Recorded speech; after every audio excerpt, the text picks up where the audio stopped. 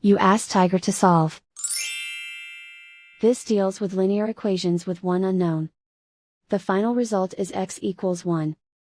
Let's solve it step by step.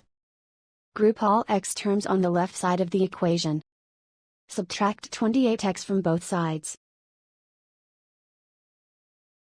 Group like terms. Simplify the arithmetic. Group like terms. Simplify the arithmetic.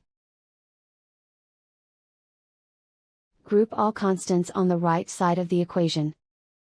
Add 20 to both sides. Simplify the arithmetic.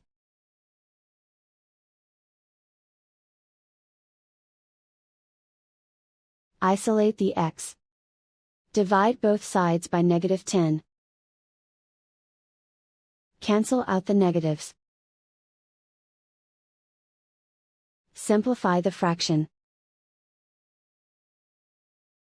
Cancel out the negatives. Simplify the fraction. And so the final result is x equals 1.